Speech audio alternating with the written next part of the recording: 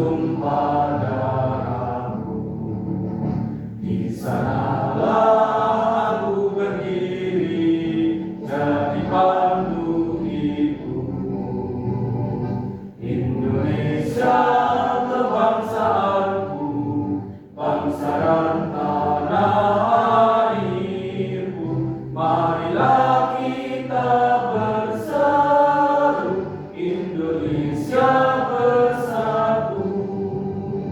Hiduplah tanahku, hiduplah negeriku, bangsaku, rakyatku semuanya. Bangunlah jiwanya, bangunlah badannya untuk Indonesia Raya. Indonesia Raya, merdeka, merdeka, tanahku, negeriku yang ku cinta. Indonesia Raya, merdeka, merdeka, hiduplah Indonesia Raya. Indonesia Raya, merdeka, merdeka, tanahku, negeriku yang ku cinta. Indonesia Raya, merdeka, merdeka, hiduplah Indonesia Raya. Marilah kita panjatkan puja dan puji syukur kehadirat Allah Subhanahu wa Ta'ala, karena hidayah dan inayahnya kita semua dapat berkumpul dalam acara diseminasi budaya positif dalam keadaan sehat walafiat tanpa arah satu apapun yang lain. Amin Allahumma. Sholawat serta salam selalu kita curahkan kepada junjungan kita Nabi besar Muhammad Sallallahu Alaihi Wasallam, karena perantara beliaulah kita semua berada di zaman yang terang benderang dalam perantara agama Islam, dan semoga kita nanti mendapat syafaatnya di yaumul qiyamah. Amin ya rabbal alamin. Untuk mengawali acara pada pagi hari ini, marilah kita buka dengan bacaan basmalah bersama-sama. Mari saya hantarkan. Bismillahirrahmanirrahim. Memasuki acara selanjutnya yaitu sambutan dari Bapak Mujianta selaku Kepala Sekolah SDN. Assalamualaikum warahmatullahi wabarakatuh. Alhamdulillahirabbil alamin. Wassalatu wassalamu ala asrofil anbiya'i wal mursalin wa ala alihi wa sahbihi ajma'in, amma ba'd. Yang sama-sama kita hormati Ibu Linda sebagai calon guru penggerak SDN Patemon, serta Bapak Ibu guru, juga Bapak penjaga yang berbahagia. Alhamdulillah, alhamdulillah. Marilah kita selalu panjatkan puja dan bersyukur kepada Allah Subhanahu wa Ta'ala yang pada kesempatan pagi hari ini kita semua masih diberikan karunia, taufik, hidayah, juga nikmat, sehingga kita semua bisa berkumpul di tempat ini tanpa halangan suatu apapun. Amin ya rabbal alamin. Salawat serta salam semoga tetap tercurahkan kepada junjungan Nabi Agung Muhammad SAW, yang mana beliau adalah sebagai pemimpin kita dunia wal akhirat, yang mudah-mudahan kita mendapat sahabat dari beliau besok di yaumil qiyamah. Amin. Bapak Ibu yang saya hormati, hari ini pertama-tama saya sampaikan terima kasih kepada Bu Linda sebagai calon guru penggerak. Seandainya ada kelonggaran waktu dan kemampuan untuk guru-guru yang lain untuk mengikuti seperti Bu Novi atau Bu Linda sebagai guru penggerak untuk tahap-tahap berikutnya. Bapak Ibu yang berbahagia, hari ini kita akan dari calon guru penggerak yaitu Bu Linda tentang diseminasi budaya positif, yang mana walaupun tahun lalu dari calon guru penggerak Bu Novi sudah lagi, saya sampaikan terima kasih dan selamat untuk menjalankan diseminasi budaya positif di sekolah pada siang hari ini yang akan dipaparkan oleh Bu Linda sebagai calon guru penggerak. Dari saya sebagai kepala sekolah di Patemon, mohon maaf ada kekurangan dan kelebihan. Terima kasih. Wassalamualaikum warahmatullahi wabarakatuh. Acara selanjutnya yaitu doa yang akan dipimpin oleh Lillahi bi syafa'ati Rasulillah sallallahu alaihi wasallam wa qulubiyyatin salihah. Al-Fatihah. A'udzubillahi minasyaitonir rajim. Bismillahirrahmanirrahim. Alhamdulillahirabbil alamin arrahmanir rahim maliki yaumiddin. Iyyaka na'budu wa iyyaka nasta'in. Ihdinas siratal mustaqim.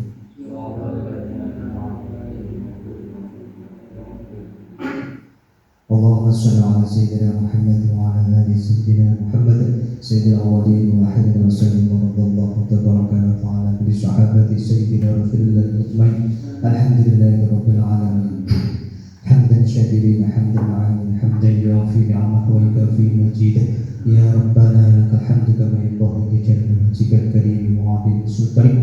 اللهم صل على سيدنا محمد صلاه تنجينا بها من جهل والغفر وتقديرنا جميع الحاجات وتدهورنا من جميع الشريعة وترفعنا بها عندك على درجات وتبلغنا بأقصاها من جميع الخيرات والحياة وبعد الموت.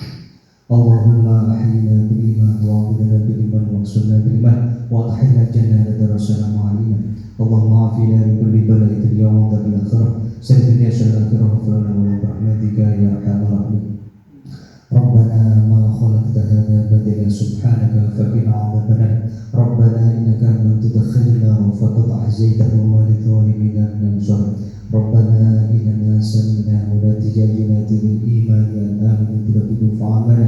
ربنا فاغفر لنا ذنوبنا وكفر عنا سيئاتنا وتوفنا مع الابرار. ربنا واتنا ما وعدتنا رسولك ولا تخزنا يوم القيامه انك لا تخلف الميعاد. ففهمناها سليمان وكلا أهدينا حكما وعلما وسحرا مع ضرب الجبال يسبحنا وطيرنا كنا فعالين. يا حي يا قيوم يا رب السماوات ونحو ابن محمد صلى الله عليه وسلم. أكرمني بجودة حفظي وسرعة الطيب وارزق الحكمة ومعرفة علمي وثبات فيه ونقي بحق محمد صلى الله عليه وسلم. ربنا آتنا في الدنيا حسنة وفي الآخرة حسنة وقنا عذاب النار. وصلى الله على سيدنا محمد وعلى آله وصحبه أجمعين. سبحان ربك رب العزة عما يصفون وسلام على المرسلين والحمد لله رب العالمين. بسر الفاتحة. Alhamdulillah. akan disampaikan oleh Ibu Linda Dianasari selaku calon guru penggerak di SDN Patemon. Kepada beliau waktu dan tempat diaturkan.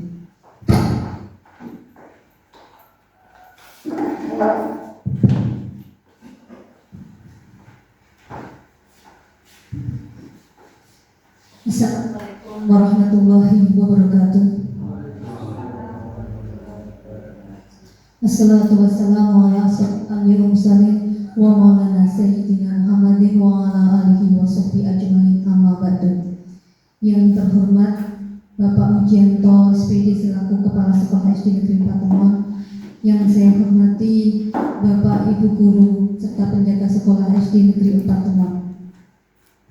Puji syukur kehadirat Allah Subhanahu wa Ta'ala yang telah melimpahkan rahmat, taufik, hidayah serta inayahnya sehingga di siang hari ini kita masih bisa berkumpul dalam acara presentasi saya dengan yang berjudul Diseminasi Budaya Positif di Sekolah, khususnya di SD Negeri Patemon ini.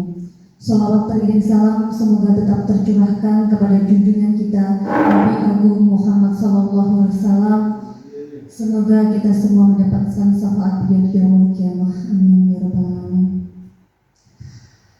Saya ucapkan terima kasih kepada Bapak Ibu semuanya yang ada di sini.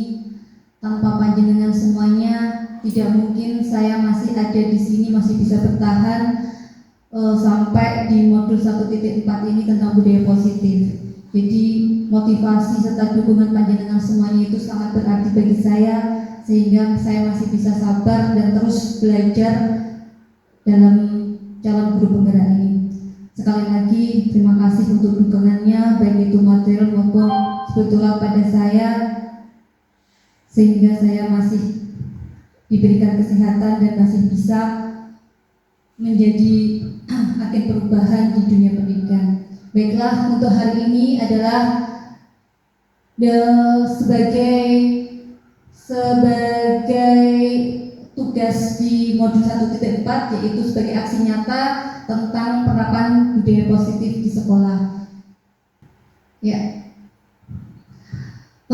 biar lebih semangat, ini kita ice breaking dulu ya, karena tadi dari pagi mungkin sampai siang kita telah dilelahkan oleh aktivitas dan masih saya rusuk-rusui untuk di siang hari ini kita masih akan mendengarkan presentasi. Jadi saya mohon untuk semuanya bisa berdiri dulu ya, kita akan ice breaking ya, menghilangkan kejenuhan mungkin ya, kita rada senang sekedip sebelum nanti rada tenangan. Kita berdiri.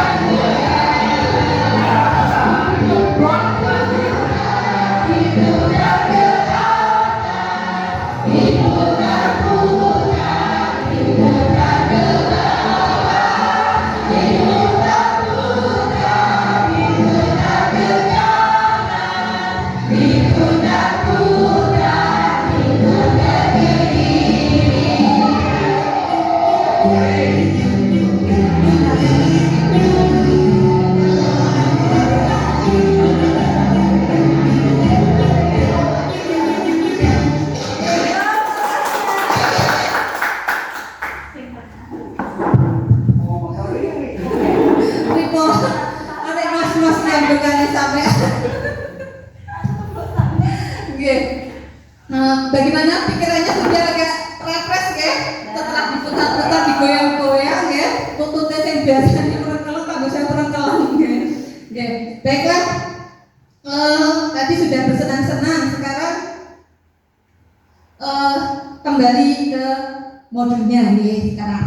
Sekarang tenanan, tadi pun senang-senang, sekarang kita tenanan ya. Di sini ada pertanyaan pemantik ya, sebelum kita masuki modul. Di sini Bapak Ibu bisa memberikan jawaban setuju atau tidak setuju ya. Yang pertama yaitu pemberian hukuman dapat mendisiplinkan siswa. Betul? Setuju atau tidak setuju? Jadi ini jawabannya bebas, nanti kita, soalnya kan kita belum mempelajarinya, nanti jawabannya ada di dalamnya. Jadi kita bebas ya. Pripun Pak Uji untuk yang nomor 1, pemberian hukuman dapat mendisiplinkan siswa? Setuju? Oke. Untuk yang kedua, pemberian hadiah dapat meningkatkan prestasi siswa. Pripun Bu Novi? Setuju. Oke. Yang ketiga, guru harus mampu memberikan solusi untuk setiap siswa yang bermasalah. Pripun Bu Ani? Setuju. Yang keempat, guru berperan sebagai teman bagi siswa. Bu Nona? Setuju. Oke. Jadi nanti kita memang belum ada benar atau salahnya ya. Nanti kita pelajari dulu. Oke, lanjut. Tadi sudah. Nah, sekarang apa itu budaya positif? Sudah selama ini kita sering gaung-gaungkan budaya positif. Nah, jadi kita harus tahu dulu ya. Budaya positif itu adalah perwujudan dari nilai-nilai atau keyakinan universal yang diterapkan di sekolah untuk membantu si murid berkembang menjadi pribadi yang kritis, hormat, dan bertanggung jawab. Nah, di sekolah kita tentunya ya, mulai dari pagi sudah ada pembiasaan sampai ketika pulang sekolah juga sudah kita terapkan ya. Jadi insya Allah itu di semua di sekolah kita, khususnya di SD Negeri Pateman itu kita sudah menerapkan tentang apa itu budaya positif. Cuman mungkin untuk apa ya, itu namanya kalau kita itu budaya positif itu kayaknya terlalu asing gitu ya. Jadi mungkin kita sudah menerapkan tapi kita tidak tahu kalau itu merupakan salah satu penerapan budaya positif. Apa saja contohnya? Mulai dari pagi sudah ada pembiasaan ya. Jadi itu ada 5S ya yang kita gaungkan. 5S itu sudah ada apa saja 5S? Ada senyum, sapa, salam, terus sopan, santun. Nah, insya Allah anak-anak kita juga sudah menerapkan seperti itu. Kemudian juga untuk pembiasaan dan ke sekolah kita juga menerapkan untuk sholat duha berjamaah ya. Kemudian untuk sholat duhurnya, jadi untuk doa ketika mau mulai belajar dan doa ketika setelah selesai belajar, insya Allah sudah kita terapkan dan itu sudah masuk ke dalam budaya positif. Nah, untuk hari ini kita akan belajar tentang konsep inti untuk mewujudkan budaya positif. Jadi ada 6 aspek nanti yang akan kita pelajari. Yang pertama yaitu disiplin positif dan nilai-nilai kebajikan universal. Yang kedua ada teori motivasi, hukuman dan penghargaan serta restitusi. Yang ketiga ada keyakinan kelas. Yang keempat kebutuhan dasar manusia dan dunia berkualitas. Yang kelima itu adalah restitusi, 5 posisi kontrol, dan yang keenam adalah restitusi segitiga restitusi. Itu nanti yang akan kita bahas satu persatu. Ini lumayan lama ya. Oke, untuk kita mulai dari materi yang pertama dulu yaitu disiplin positif dan nilai-nilai kebajikan universal. Nah, di sini tadi sudah ada pengertian dari budaya positif menurun ke disiplin positif. Jadi anak-anak memang harus dibiasakan untuk disiplin positif dan kita pun juga harus menularkan tentang nilai-nilai kebajikan universal. Nah, tadi sudah goyang-goyang, kita sekarang akan bermain lagi, ya. Jadi tidak melulu kita nanti teori, jadi kita langsung praktek juga.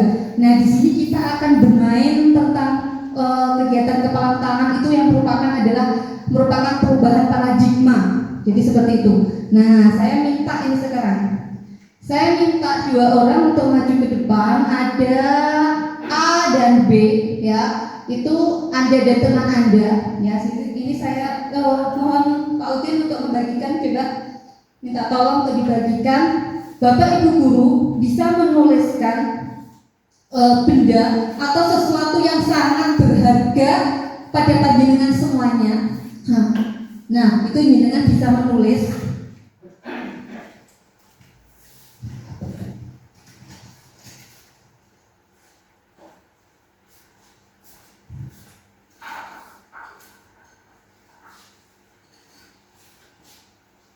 Ya, saya bisa minta tolong pada jenengan untuk menuliskan sesuatu yang paling berharga menurut panjenengan, entah apapun itu, ya, apakah berupa barang kesayangan ataupun sesuatu pokoknya yang menurut panjenengan itu sangat berharga, seperti itu. Kemudian nanti jenengan tuliskan benda itu, kemudian letakkan di salah satu tangan Anda dan genggam benda tersebut dengan segala daya. Kemudian sampai membuat sebuah kepalan seperti itu, ya. Kemudian nanti yang B itu akan mencoba dengan sekuat tenaga dengan berbagai cara untuk meminta Anda memberikan benda tersebut, oke? Sekarang sudah ditulis, sampun? Terserah Pak. Pokoknya yang paling berharga menurut panjenengan apa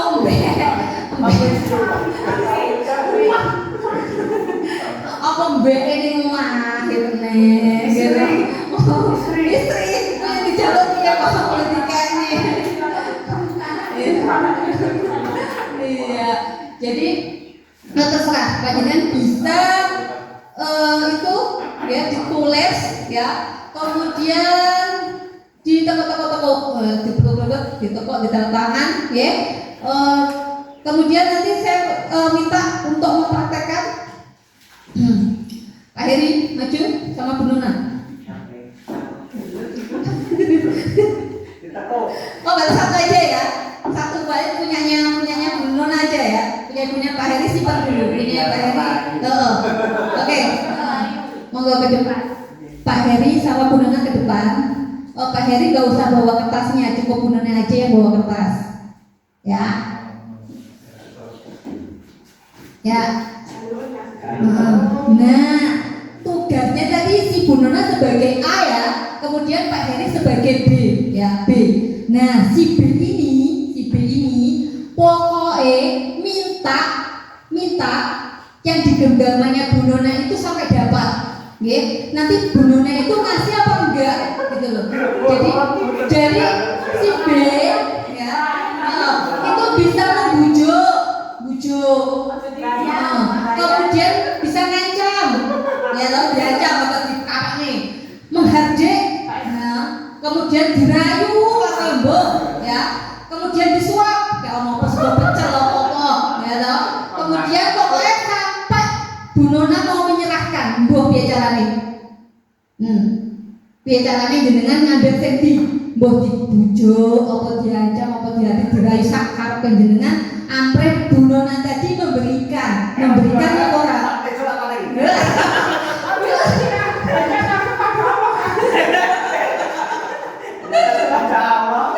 Ayo boleh, ayo piye cara panjenengan pokoke piye carane ampre isone. Ayo dirayu boleh, dihati boleh. Ayo gimana cara? Oh diwakilkan, oke, diwakilkan. Waduh, ini kalau aduh, medeni. Ini kelihatannya medeni. Nah, ayo, piye kamu wes? Kak Nora. Apa Bu? Rahasia. Yang dipegang itu apa Bu? Ini sangat penting bagi saya. Minta Bu. Tidak boleh. Nah, kita lihat aja dulu, lihat boleh nggak? Bu, Ini sangat penting bagi saya. sedikit aja. Saya kasih kue mau? Tidak mau. Brownies. Ajak jalan-jalan mau? Tidak mau.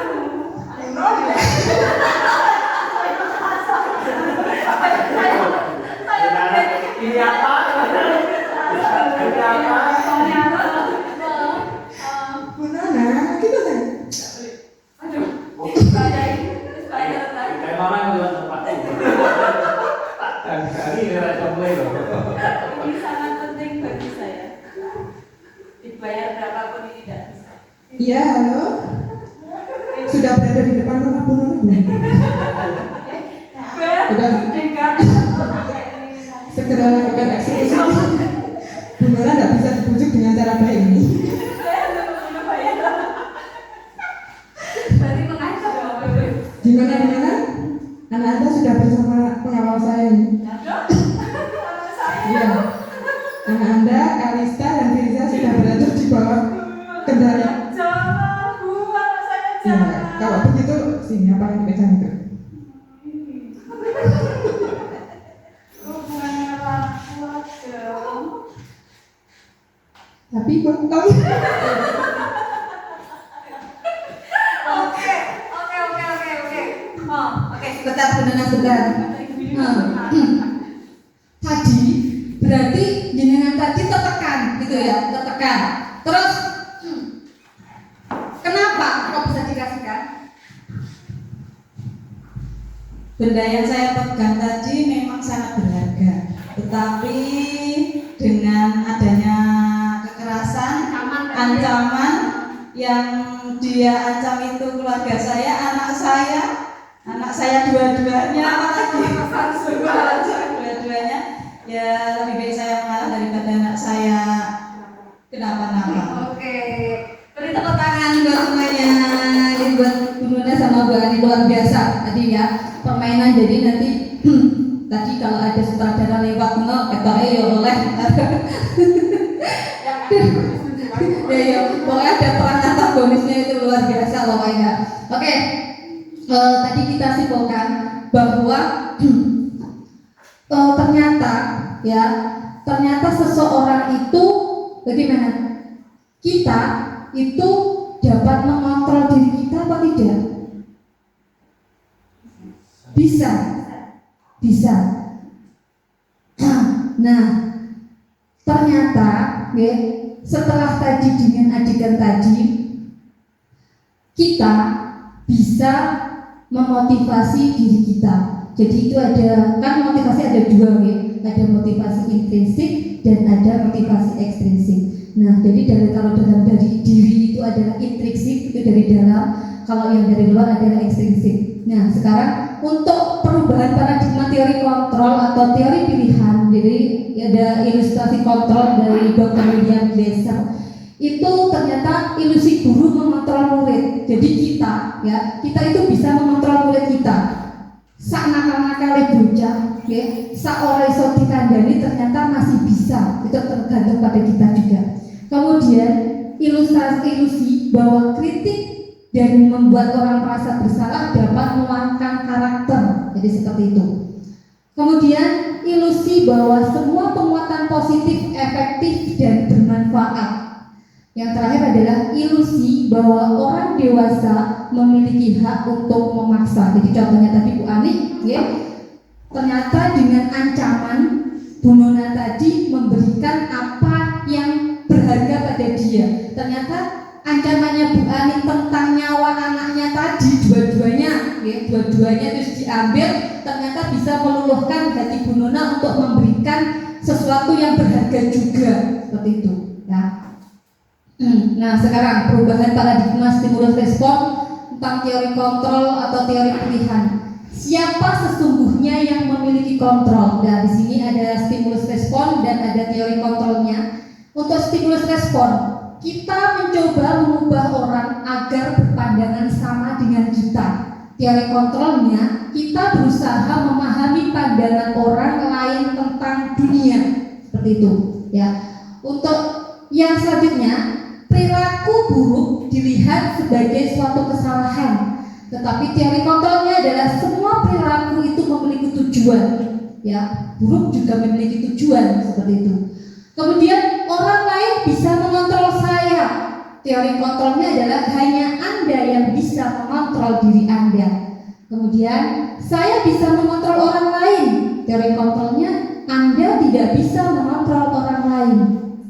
Kemudian stimulus respon selanjutnya yaitu pemaksaan ada pada saat bujukan gagal. Teori kontrolnya kolaborasi dan konsensus menciptakan pilihan-pilihan baru. Kemudian model berpikir menang kalah. Teori kontrolnya adalah model berpikir menang-menang. Itu seperti itu. Nah, di sini sudah ada terpampang jelas untuk teori kontrolnya. Anda tidak bisa mengontrol orang lain, hanya Anda yang bisa mengontrol diri Anda. Kemudian semua perilaku memiliki tujuan, tadi sudah ya. Model berpikir menang-menang, kolaborasi dan konsensus menciptakan pilihan-pilihan baru. Kemudian realitas atau kebutuhan kita berbeda. Kita berusaha memahami pandangan orang lain tentang dunia. Setiap orang memiliki gambaran berbeda. Nah, yang akan kita pelajari nanti ada di sini ya. Ada tentang disiplin, makna disiplin yaitu belajar kontrol diri dengan menggali potensi kita agar tercapai tujuan mulia, yaitu sesuatu menjadi seseorang yang kita inginkan berdasarkan nilai-nilai yang kita hargai. Kemudian ada teori motivasi, 5 posisi kontrol dan 5 kebutuhan dasar manusia, yang semuanya itu nanti menjadi untuk kebutuhan dasar itu segitiga restitusi, dan yang terakhir adalah keyakinan kelas. Di sini sudah ada motivasi intrinsiknya yang dari dalam itu tentang nilai-nilai kebajikan universal. Kemudian untuk ekstrinsiknya yaitu penerapan makna disiplin. Selanjutnya,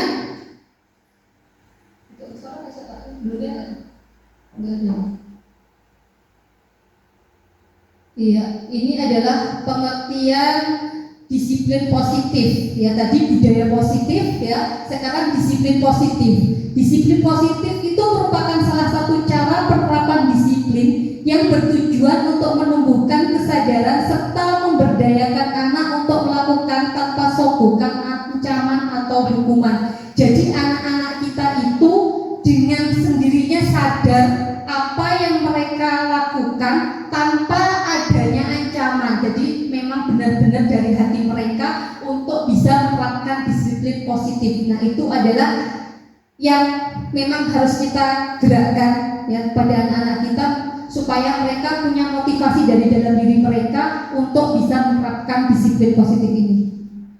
Selanjutnya yaitu nilai-nilai kebajikan universal. Nah, di sini ada profil pelajar Pancasila ya. Ada berapa ini? Berapa aspek? Nah, kita hitung. Ada berapa? 6 ya, ada 6. Kita sudah sering menyanyikan juga ya. Coba Pak Udin dipimpin nyanyi coba. Iya. Bagaimana? Mari kita bersama-sama menyanyikan Pelajar Pancasila. Hitungan ketiga mulai. 1, 2, 3. Pelajar Pancasila beriman dan bertakwa pada Tuhan yang Esa dan berakhlak mulia, berkebinekaan global, gotong royong mandiri, kreatif dan bernalar kritis. Terima kasih, tepuk tangan Pak Udin. Jadi bantu menyanyikan ya. Itu adalah juga merupakan pembiasaan kita di SD kita untuk anak-anak pagi itu menyanyikan lagu profil pelajar Pancasila, supaya mereka juga mempunyai tujuan tentang penerapan 6 aspek ini bisa mereka laksanakan seperti itu.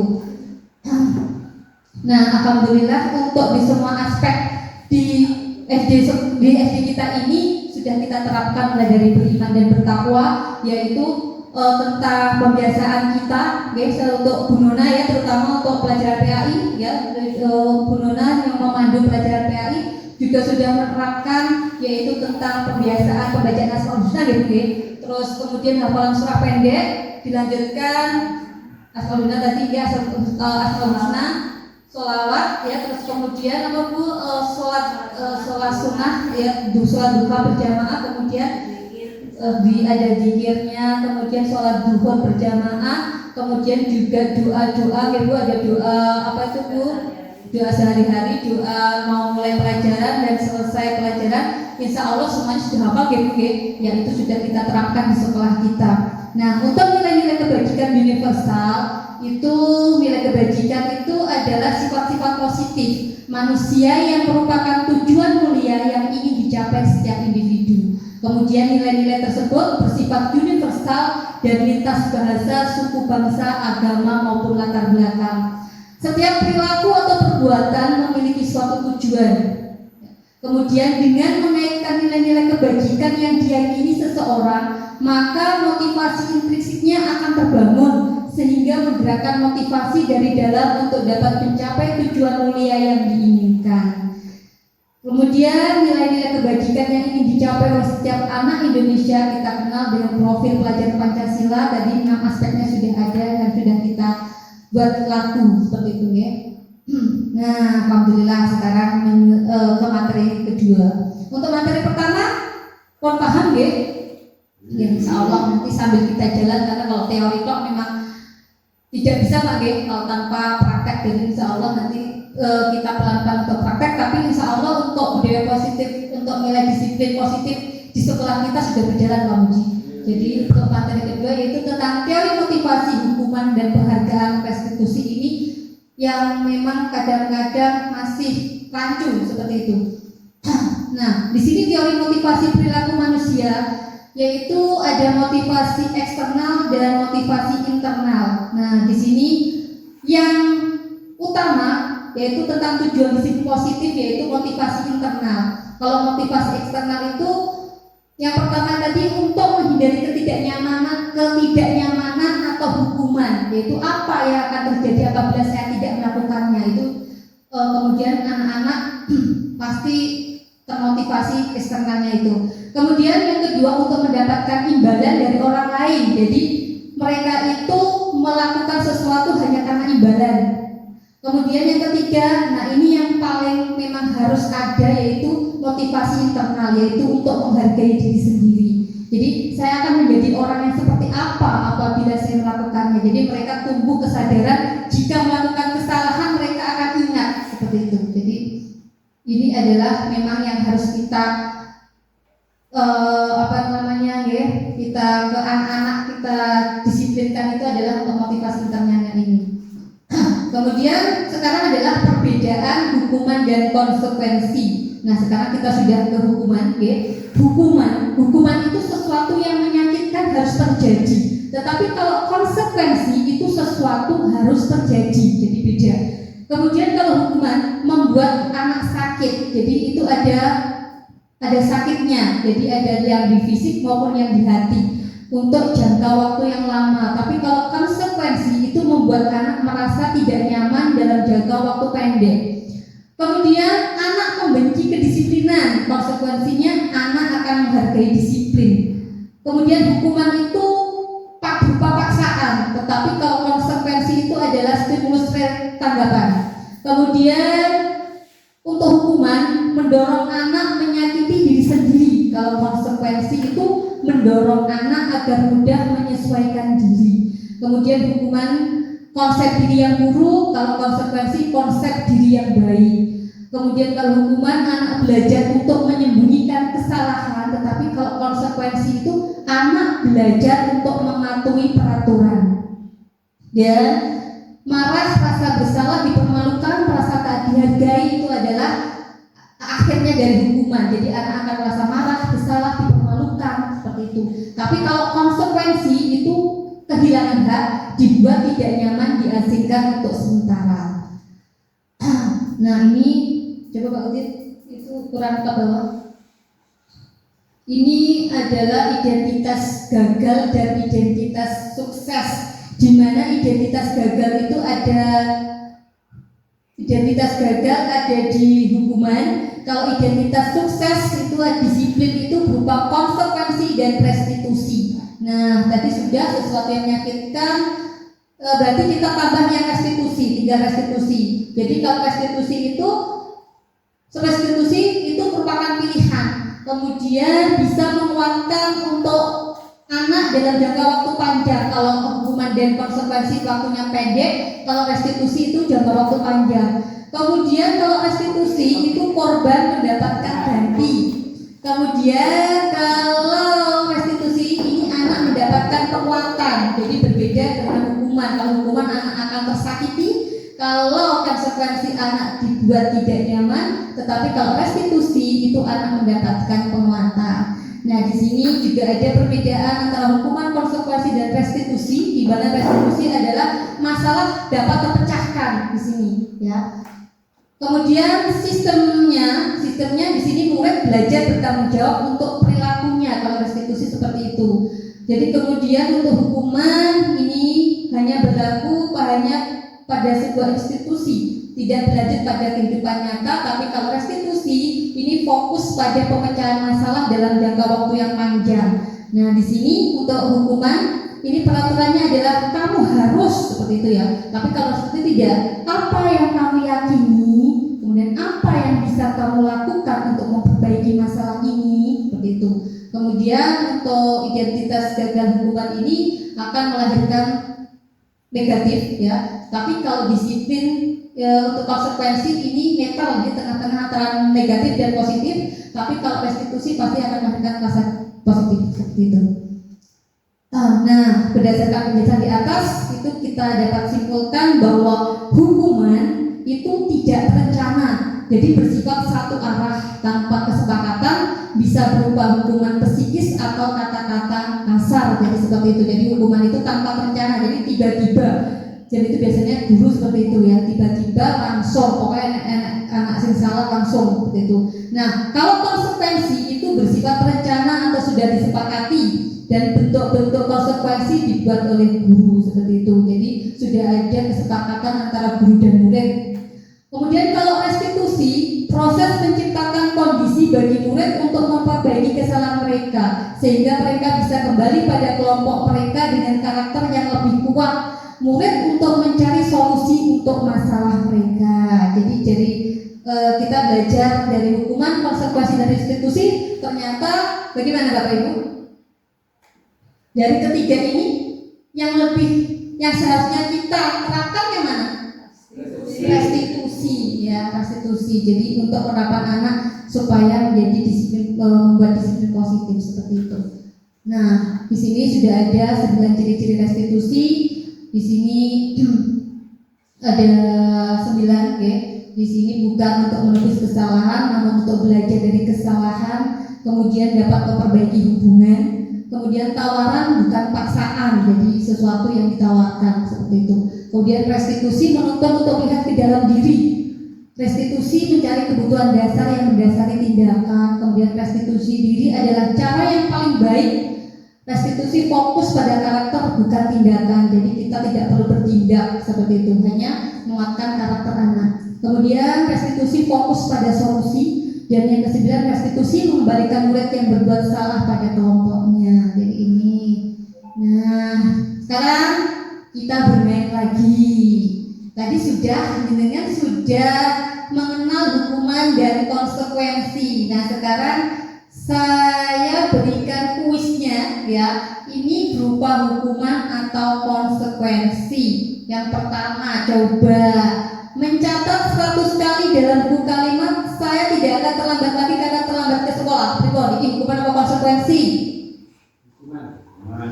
Simpan jawabannya. Oke. Yang kedua, lari mengelilingi lapangan basket 2 kali karena terlambat hadir di sekolah. Hukuman. Oke, tak simpen. Kemudian murid diminta untuk push up 15 kali karena tidak menggunakan masker ke sekolah. Tadi diingat loh ya, kalau hukuman itu adalah kok dengan hukuman tadi dengan apa?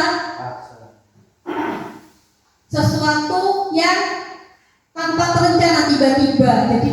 Jadi tiba-tiba. Kalau konsekuensi sudah ada kesepakatan seperti itu ya. Kemudian menggantikan kertas tugas teman yang telah dicoret. Membersihkan tumpahan air di meja tulis karena tersenggol pada saat belajar. Murid disuruh untuk mengenakan sepatu seharian di sekolah karena tidak mengenakan sepatu hitam. Tetot. Kemudian lari mengelilingi lapangan basket 2 kali karena terlambat 10 menit untuk pelajaran PJOK. Hukuman. Oke, sekarang kita lihat jawabannya. Bagaimana? Benar berapa? Oke, jadi tadi hukuman itu adalah bagaimana? Kalau hukuman tadi tiba-tiba, jadi menyakiti fisik atau hati seperti itu. Tapi kalau konsekuensi itu sudah ada kesepakatan. Jadi contohnya tadi lari mengelilingi lapangan basket. Ini adanya kesepakatan antara guru dan murid. Kalau dia terlambat berarti harus lari. Berarti dia adalah konsekuensi seperti itu. Paham ya? Nih lanjut. Nah, sekarang dihukum oleh penghargaan di sini ya. Bahwa penghargaan berlaku sama dengan hukuman. Dalam arti meminta atau membujuk seseorang melakukan sesuatu untuk memenuhi suatu tujuan tertentu dari orang yang meminta atau membujuk. Dorongannya eksternal dan akan ada faktor ketergantungan. Jadi ini adalah ternyata kalau kita itu memberikan penghargaan atau apa istilahnya ya? Apa Pak Udin? Mengasih sesuatu itu hadiah gitu. Ngasih hadiah itu ternyata lama-lama juga tidak bagus ya. Itu akan pengaruh jangka pendek dan jangka panjangnya. Kemudian penghargaan penghukum, penghargaan mengurangi ketepatan, juga penghargaan tidak efektif. Kemudian penghargaan merusak hubungan karena anak-anak kalau tiba-tiba terus dikasih hadiah, jadi dia akan tergantung. Jadi dia itu akan berbuat kalau ada hadiahnya, tapi kalau tidak ada maka dia tidak akan mau berbuat seperti itu. Jadi memang itu ada yang rancu seperti itu. Dihukum oleh penghargaan. Penghargaan itu menurunkan kualitas ya. Penghargaan mematikan kreativitas. Jadi karena dia itu sebenarnya itu bisa mengembangkan, tetapi karena imbalan, kalau tidak dikasih imbalan dia akan mandek seperti itu ya. Penghargaan mengurangi motivasi intrinsik ya. Kemudian bentuk program kebajikan itu ada kita bisa beri pengakuan secara khusus, jadi kita khususkan, kemudian secara pribadi, jadi data antara guru dan murid, kemudian beri pengakuan kepada semua murid secara bergantian, kemudian beri pengakuan secara konsisten, fokus pada prosesnya, seperti itu. Nah, alhamdulillah untuk materi 2 report sudah antara tadi apa? Hukuman terus konsekuensi. Kita bisa membedakan ternyata kita lebih ke mana? Harusnya ke restitusinya, Kemudian sekarang adalah keyakinan kelas. Mengapa tidak peraturan saja, Mengapa harus adanya keyakinan kelas? Nah, seperti itu. Kemarin untuk peraturan dan keyakinan ini memang sedikit membuat pertanyaan, Kalau dulu itu memang peraturan, tetapi sekarang ternyata yang lebih adalah tentang keyakinan kelas. Nah, di sini, saya akan ada pertanyaan. Mengapa kita memiliki peraturan harus menggunakan helm bila mengendarai kendaraan roda 2? Pripun? Yang apa? Menggunakan helm untuk apa? Keselamatan, gitu. Jadi yang orang biasanya mah wedi kalau polisi, wedi ketilang, padahal itu salah, Jadi apa? Untuk keselamatan kita. Terus kemudian mengapa kita memiliki peraturan 3M, yaitu menggunakan masker, mencuci tangan dan menjaga jarak 1,5 meter itu ketika COVID, Jadi itu adalah untuk menjaga keselamatan kita, seperti itu, Kemudian mengapa kita memiliki peraturan harus datang tepat waktu pada saat mengikuti pelatihan, seperti itu. Nah, untuk mendukung motivasi intrinsik, kembali lagi ke nilai-nilai atau keyakinan yang lebih menggerakkan seseorang dibandingkan mengikuti serangkaian peraturan. Jadi seperti itu. Nah, sekarang keyakinan kelas itu dibuat berdasarkan kesepakatan antara guru dan siswa bersifat universal. Kemudian kalau peraturan itu biasanya hanya dibuat oleh guru dan bersifat satu arah. Pripun di sini kita sudah menerapkan Bu Novi untuk keyakinan kelasnya sudah nggih. Terus Bu Ani untuk kelas 2 sudah. Pak Nur pripun? Sudah nggih. Pak Udin juga sudah. Karena yang di sini yang wali kelasnya Bu Nona karena PAI mengikuti ke guru kelas Jadi alhamdulillah di SD Negeri 4 Kemang ini untuk peraturan sudah diubah menjadi sebuah keyakinan. Jadi sudah ada kesepakatan antara wali kelas dan murid tentang apa yang dibuat di dalam kelas, seperti itu. Nah, prosedurnya karena alhamdulillah sudah diterapkan prosedurnya seperti ini. Bercurah pendapat tentang peraturan yang perlu disepakati di kelas. Jadi peraturan itu disepakati dulu, kemudian mencatat semua masukan, kemudian menyusun kalimat dalam bentuk negatif menjadi positif, kemudian tinjau kembali daftar curah pendapat yang sudah dicatat, kemudian tinjau ulang keyakinan kelas secara bersama-sama. Semua warga kelas dipersilakan meninjau ulang dan menyetujuinya dengan menandatangani keyakinan kelas, termasuk guru dan semua murid. Keyakinan kelas dipajang di dinding kelas yang sudah terlihat. Alhamdulillah saya sudah melihat semua kelas sudah ada keyakinan kelasnya di sekolah ini. Nah, di sini peraturan kelas itu ada yang utama, yaitu di dalam peraturan kelas itu diubah menjadi suatu keyakinan kelas, akhirnya menjadi lingkungan positif dan menerapkan budaya positif. Itu yang paling utama, seperti itu dari peraturan kelas. Nah, di sini tadi sudah ada peraturan dan ada keyakinan. Jadi tadi kalau keyakinan berarti diubah bagaimana tadi? Kalimat negatif dirubah menjadi kalimat positif. Ya, kemudian untuk keyakinan kelas ini adalah keyakinan kelas yang kita sepakati. Jadi untuk apa itu dilakukan? Contohnya selalu kembalikan buku ke tempatnya. Ini adalah sebuah apa? Tanggung jawab, ya, tanggung jawabnya anak. Kemudian dilarang mengganggu orang lain. Apa? Untuk saling menghormati, ya. Nah, ini jawabannya adalah seperti ini, ya. Nah, untuk peraturan dan keyakinan kelas yang sudah disepakati Jadi mencerminkan ada tanggung jawab menghormati, untuk menjaga keselamatan, untuk bersabar dan menunggu antrian untuk bersabar dan lain sebagainya. Nih, yuk sekarang materi keempat ya. Coba kelihatannya sudah ngantuk, ya. Padahal masih ada berapa ini? Karena kita 6, sini sudah 4 ya. Alhamdulillah tinggal 2 ya. Coba Pak Udin dipimpin eksplikinya. Ya tidak ngantuk, ayo Bu Novi, ayo Bu Novi maju Bu Novi, ayo dipimpin eksplikin Bu Novi, yuk. Saya pegang mic-nya, yuk Bu Novi dipimpin. Biar tidak ngantuk, Pak Heru tidak ngantuk. Untuk biar tidak ngantuk ya, coba berdiri semua.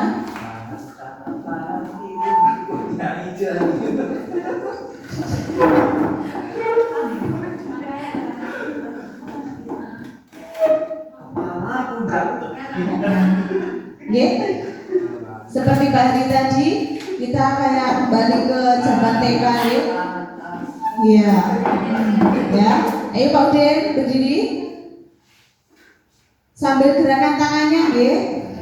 1, 2, 3. Tangan ke atas menyapa kita, tangan ke samping burung yang terbang, tangan ke muka ikan berenang, mari yang rapi siap digulung, terputar-putar tangan diputar, angin melingkar di pagar bundar, kanan kiri atas bawah siap berdoa. Berdoa untuk pulang ya Bu Udin. Terima kasih. Terima kasih Bu Novi, siap berdiskusi lagi ya, karena saya juga diskusi lagi. Karena sudah dipimpin, gitu.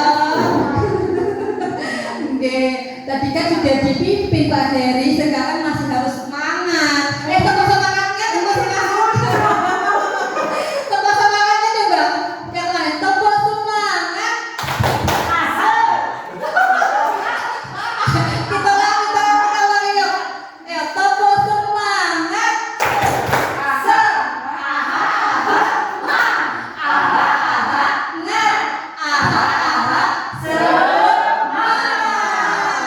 Semangat Pak Heri. Oke, lanjut.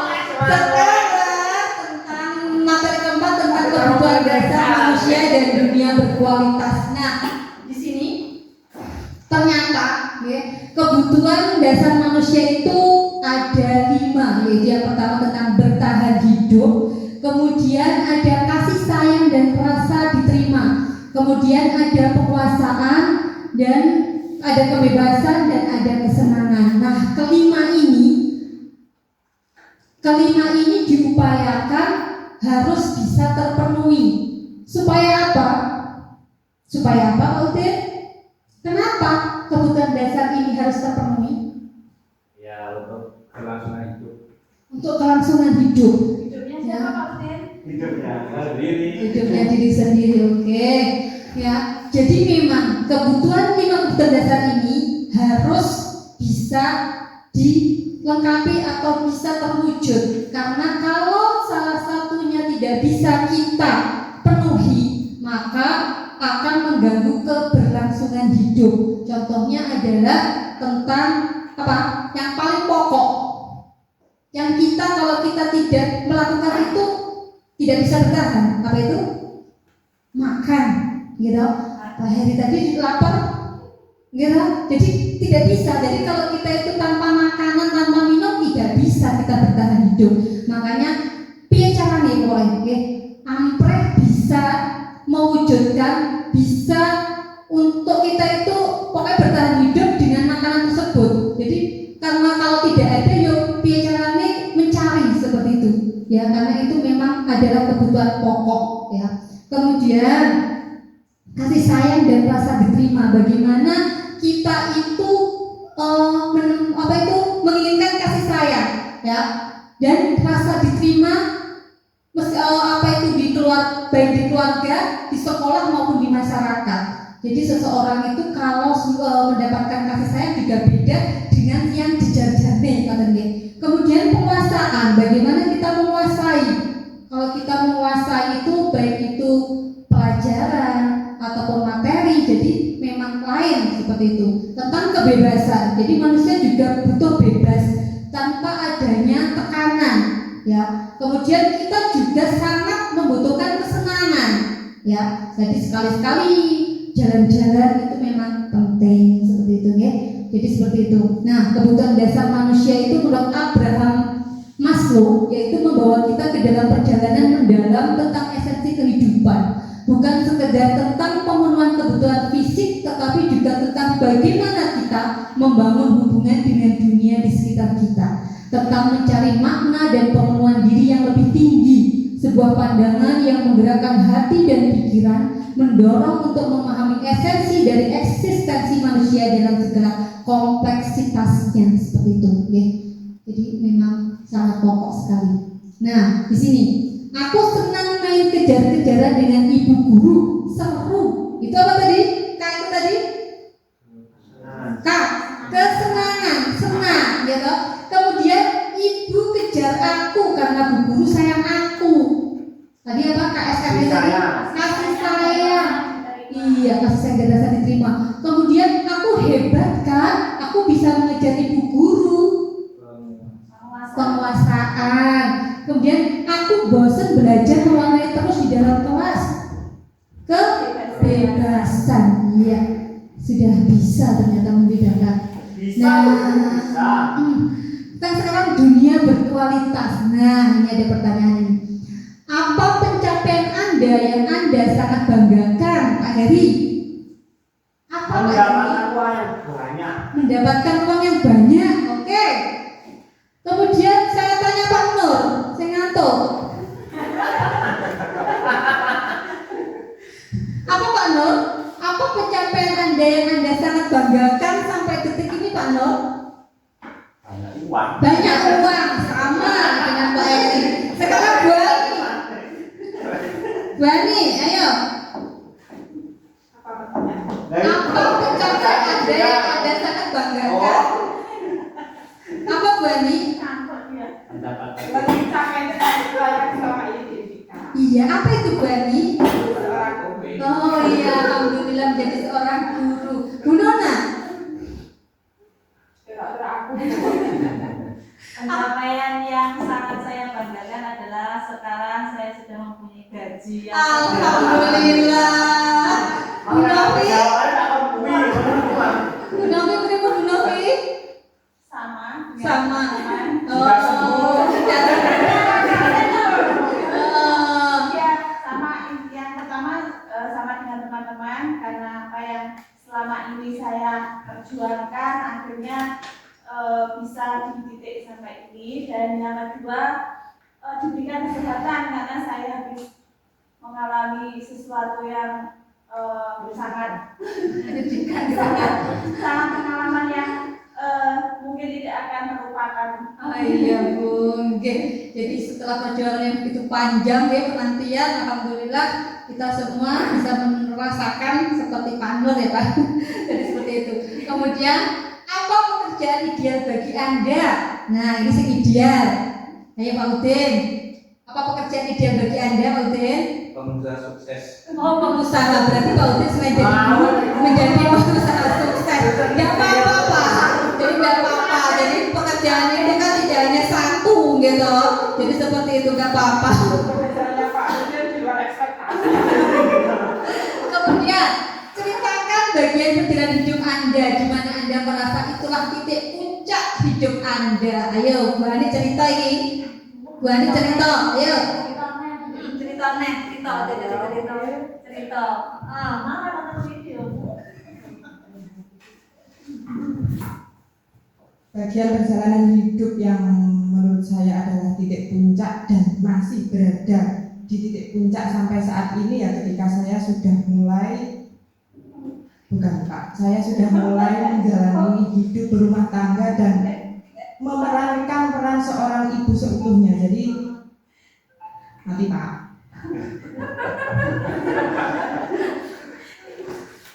Titik puncak saya ya berada di saat ini sebagai seorang ibu, sebagai seorang guru, sebagai wanita karir, dan semoga sebagai seorang istri tentunya. Jadi semoga di titik puncak yang saat ini masih berada dalam proses ini, semoga menjadi suatu akhir yang membanggakan nanti. Amin. Luar biasa. Sekarang yang terakhir, apa yang paling bermakna dalam hidup Anda, Pak Udin?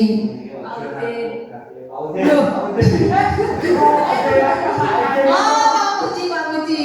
Apa yang paling bermakna dalam hidup Anda, Pak Muji? Ini. Ya dijawab. Yang paling bermakna Pak Muji.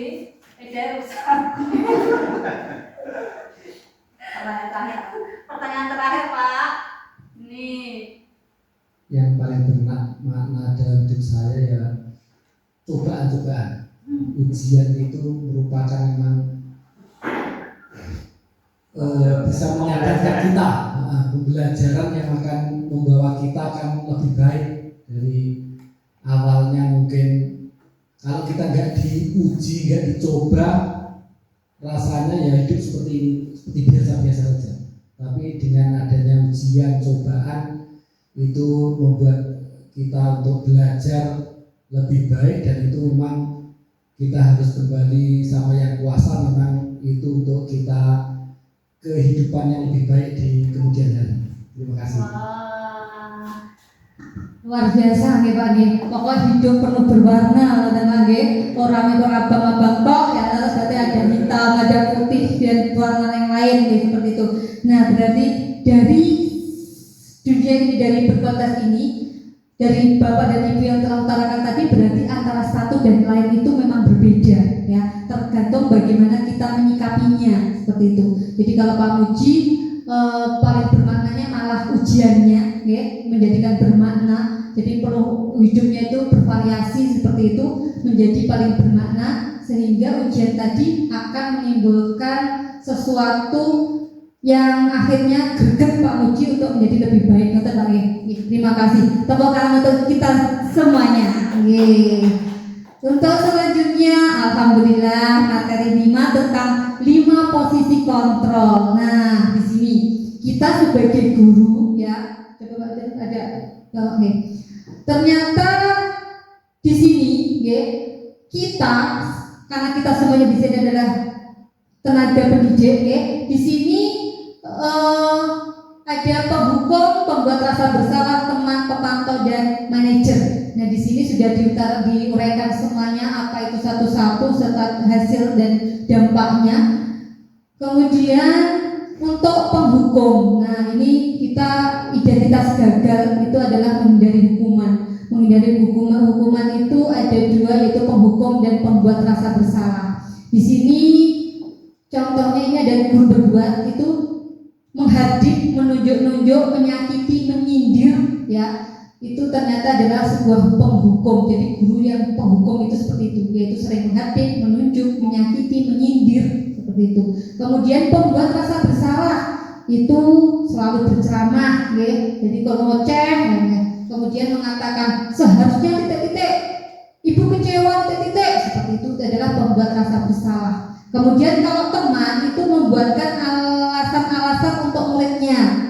Kemudian untuk pemantau menghitung dan mengukur. Kemudian kalau manajer ini adalah mengajarkan pertanyaan-pertanyaan. Nah, di sini ternyata dibuat menjadi 3 identitas gagal, yaitu menghindari hukuman. Kemudian kalau identitas berhasil atau sukses itu mengharapkan imbalan atau ketergantungan pada orang lain. Kemudian identitas berhasil sukses itu adalah kontrol diri, itu menghargai diri sendiri. Jadi intinya ya, kita sebagai guru harus bisa melakukan yang ini, manajer, sebagai seorang manajer ya. Karena hasilnya kalau penghukum itu dapat menjadi pemberontak, menyalahkan orang lain, berbohong, seperti itu. Kemudian kalau membuat rasa bersalah itu akan menyembunyikan, menyangkal, berbohong. bohong, hasilnya seperti itu. Tapi dan kalau teman itu anak akan menyebabkan ketergantungan. Kemudian kalau pemantau bisa menyesuaikan diri bila diskusi. Tapi kalau manajer itu akan menguatkan pribadi seperti itu. Kemudian kaitan dengan dunia berkualitas, kalau kaitan dengan dunia berkualitas, di sini dampak pada murid untuk penghukum ini, murid itu akan selalu mengulangi kesalahan. Jadi diwadoni kalau mesti di akhir mengulangi kesalahan. Kemudian kalau pembuat rasa bersalah, itu anak akan merasa rendah diri. Kemudian kalau teman itu lemah, tidak mandiri, tergantung. Jadi anak tergantung selalu. Kalau seorang pemantau itu akan dititikberatkan pada sanksi atau hadiah untuk dirinya. Tapi kalau manajer itu dapat mengevaluasi diri, bagaimana cara memperbaiki diri seperti itu. Jadi karena kita sudah tahu kelima posisi kontrol ini, sebaiknya mulai saat ini kita menerapkan yang mana? Sebagai manajer, seperti itu. Kemudian ini ada Video ini bisa ditonton di YouTube. Iya. Lanjut di sini sebenarnya ada video posisi kontrol dari 5 tadi.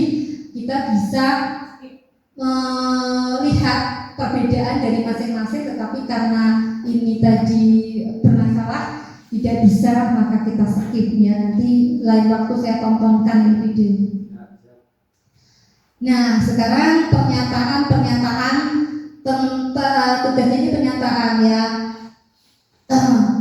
Pernyataan di sini, saya kecewa sekali dengan kamu. Itu adalah siapa yang mengatakan, yaitu pembuat orang merasa bersalah tadi. Jadi sing kecewa, apa tadi yang di depan tadi sudah ada contohnya, itu memang akan menjadi pembuat orang merasa bersalah. Kemudian di sini kalau penghukum, di sini kamu tidak benar melakukannya. Ini adalah yang mengatakan adalah seorang penghukum. Kemudian kalau kita sebagai teman itu biasanya, ayolah lakukan demi ibu, ayolah lakukan demi bapak, ben kamu itu jadi anak sing apik, ngoten niku ya, itu teman.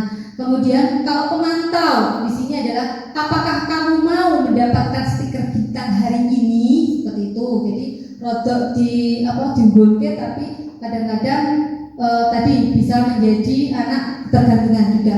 Di sini manajer ini, bagaimana kamu bisa menyelesaikan masalah ini? Itu adalah sikap seorang manajer. Jadi dia menanyakan dulu adanya keyakinan ya. Kemudian untuk penghukum, kamu selalu yang paling terakhir, itu pernyataan seperti itu, yaitu yang mengatakan adalah penghukum. Nah, di sini bergerak antara ya, itu adalah peraturan, pemantau, konsekuensi hadiah itu jadi satu, kemudian nilai-nilai manajer memperbaikinya itu yang terbaik yang di situ. Oke. Lanjut. Nah, sekarang materi terakhir yaitu segitiga restitusi. Nah, di sini ternyata di modul 1.4 saya khususnya sebagai di pendidikan guru penggerak, di sini saya mempelajari tentang apa itu segitiga restitusi. Dan ternyata di dalam segitiga restitusi itu banyak manfaatnya ketika kita menghadapi permasalahan dengan anak. Jadi kita bisa melakukan dengan segitiga restitusi, di mana kita sebagai manajer yang baik bisa menyelesaikan permasalahan anak yang akhirnya bisa membuat karakter anak berubah menjadi lebih baik seperti itu. Nah, di sini segitiga restitusi itu seperti ini. Yang pertama yaitu seorang guru bisa menstabilkan identitas. Kemudian biasanya penyampaiannya adalah setiap orang itu pasti pernah melakukan kesalahan. Jadi ketika anak bersalah, kita panggil ya. Jadi kita ngobrol dulu ya. Jadi kita ngobrol dan kita ngomong biasanya. Nah, contoh orang sawedi ya. Setiap orang itu pasti punya kesalahan. Bu Linda dulu juga seperti itu, pernah melakukan kesalahan yang sama seperti kamu yang lakukan saat ini, seperti itu. Kamu itu bukan satu-satunya yang pernah melakukan ini. Jadi akhirnya anak itu nggak takut lagi ketika bercerita, itu dia tidak takut.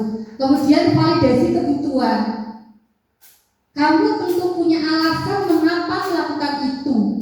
Adakah cara yang lebih efektif untuk mendapatkan apa yang kamu butuhkan? Jadi kita sebagai seorang manajer bisa memvalidasi kebutuhan anak tersebut. Ya, contohnya anak sering terlambat. Ketika kita sharing, kita ngobrol, ternyata dia itu punya pekerjaan di rumah, dia membantu orang tuanya di rumah. Nah, setelah kita mendalami kasusnya, maka kita bisa membuatkan solusi kepada anak tersebut supaya dia tidak terlambat ke sekolah, tetapi dia juga bisa membantu orang tuanya seperti itu. Jadi kita membuatkan solusi supaya anak tersebut bisa sekolah dan bisa membantu orang tua dengan tetap menjalankan kedua-duanya tanpa ada hambatan seperti itu. Dan yang terakhir, setelah kita memvalidasi, kemudian kita menanyakan keyakinan. Nah, keyakinan. Jadi kita tanya nilai-nilai apa yang telah kita sepakati. Ketika tadi keyakinan kelasnya kalau negatif diubah menjadi positif, berarti tidak boleh terlambat datang ke sekolah, berarti bagaimana? Kalau kita tidak tadi kita ubah ke dalam positif, berarti bagaimana? Tidak boleh datang terlambat ke sekolah. Berarti kalau kita ubah ke kalimat positif, berarti bagaimana? Terlambat ke sekolah tepat waktu. Datang ke sekolah untuk ngantuk. Datang ke sekolah tepat waktu. Alhamdulillah. Imam pada aku kok meleset ternyata Pak Udin orang ngantuk. Alhamdulillah. Padahal Imam kok tak klerokne ternyata fokus. Oke. Terus kamu ingin menjadi orang yang seperti apa? Seperti itu. Kita tanya keyakinan kelas kita tadi, ya, seperti itu. Nah, di sini menstabilkan identitas, ya, untuk membuat anak yang merasa gagal karena berbuat salah menjadi positif terhadap dirinya. Di sini guru berkata, berbuat salah itu hal yang manusiawi. Tidak ada manusia yang sempurna. Bapak atau ibu juga buat salah. Kita pasti bisa menyelesaikan permasalahan ini. Bapak atau ibu tidak tertarik untuk mencari tahu siapa yang benar, siapa yang salah. Bapak atau ibu lebih tertarik untuk menyelesaikan masalah. Kalau kamu menyalahkan dirimu sendiri terus-menerus, apakah kamu bersikap baik pada dirimu sendiri? Itu adalah contoh menstabilkan identitas. Jadi anak yang gagal tadi bagaimana itu? Karena berbuat salah menjadi positif seperti itu. Kemudian validasi kebutuhan akan dibawakan oleh itu gurunya berkata, kamu bisa saja kan melakukan hal yang lebih buruk, tapi kamu tidak melakukannya kan. Di situ membantu murid mengenali basic atau need atau kebutuhan dasar yang ingin dipenuhinya ketika melakukan kesalahan itu. Pada dasarnya setiap tindakan manusia tujuannya adalah memenuhi kebutuhan dasar. Apakah itu penguasaan, kebebasan, kasih sayang dan rasa diterima, kesenangan atau bertahan hidup. Intinya adalah 5 kebutuhan dasar harus terpenuhi dulu seperti itu.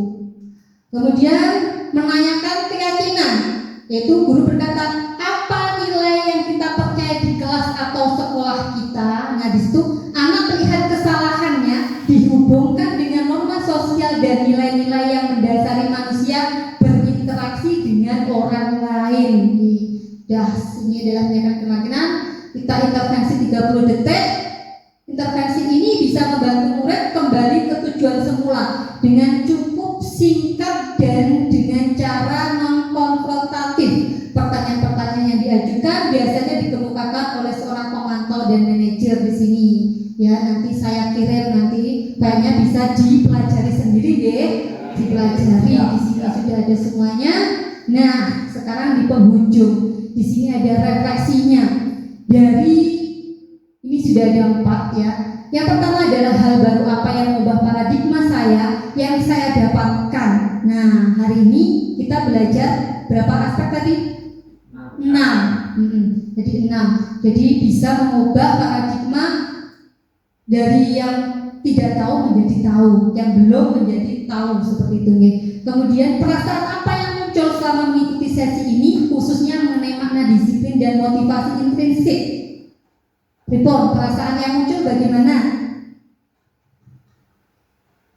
Perasaan yang muncul report setelah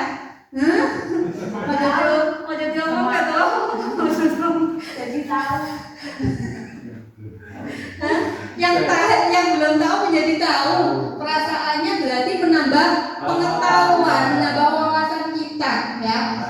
Menambah keterampilan. Terima kasih. Kemudian yang ketiga, peran anu seperti apakah yang saya telah lakukan selama mengikuti modul ini? Nah, kita sebagai pendidik itu adalah seperti filosofi Ki Hajar Dewantara, kita itu ibaratnya sebagai seorang petani. Jadi petani itu bagaimana? Pak Nur nih saya ngerti petani ya. Jadi kalau kita menanam padi, ya, kita tidak mungkin bisa menumbuhkan dia seperti jagung, gitu. Jadi kalau kita benihnya adalah padi, itu tetap padi. Tetapi bagaimana kita menumbuhkan karakter dari anak itu menjadi yang lebih baik seperti itu, ya. Jadi dari prosesnya itu bagaimana? Yang pertama adalah pemilihan bibit, gitu. Kemudian bagaimana cara memberikan rawat, memberikan pupuk dan sebagainya sampai akhirnya kita panen. Sama halnya dengan murid kita, ya. Kita itu adalah menuntun, bukan menuntut. Jadi kita itu sebenarnya adalah menuntun. Jadi menuntut anak sesuai kodrat alam dan kodrat zaman kalau saat ini. Jadi bukan untuk menuntut anak menjadi apa yang kita mau, seperti itu, ya. Kemudian saya akan jadi among yang seperti apa tadi sudah, ya. Jadi sesuai dengan filosofi Ki Hajar Dewantara, yaitu kita lebih menjadi seorang yang menuntun, seperti itu, ya. Jadi ini adalah tadi presentasi dari awal sampai akhir dari 6 aspek sudah tersampaikan. Semoga bermanfaat, ya, untuk kita semuanya, khususnya di sekolah kita di SD Negeri 4 Temon ini, dan semoga bisa kita tularkan kepada rekan-rekan kita nanti ketika kita KKG atau apapun itu. Jadi ilmunya nanti nular dan bermanfaat, ya. Sekian, ya. Jadi nanti kalau ada pertanyaan bisa nanti japri ke saya, nanti Paknya saya kirim, ya. Oke, oke. Akhirnya dari taufiq wal hidayah wa ridha wa inayah. Wassalamualaikum warahmatullahi wabarakatuh. Saya kembalikan kepada pembawa acara. Alhamdulillahirabbil alamin. Acara presentasi dengan tema diseminasi budaya positif di SDN 4 di sekolah yang telah dilaksanakan oleh calon guru penggerak yaitu Bu Linda Dianasari sudah selesai, sudah kita ikuti bersama. Semoga kita semua bisa mengambil manfaatnya. Untuk mengakhiri acara hari ini, marilah kita baca hamdalah bersama-sama. Mari saya hantarkan. Alhamdulillahirrahmanirrahim. Mungkin dalam saya membawakan acara hari ini terdapat banyak kekurangan dan kesalahan. Saya mohon maaf yang sebesar-besarnya. Akhirnya, wassalamualaikum warahmatullahi wabarakatuh.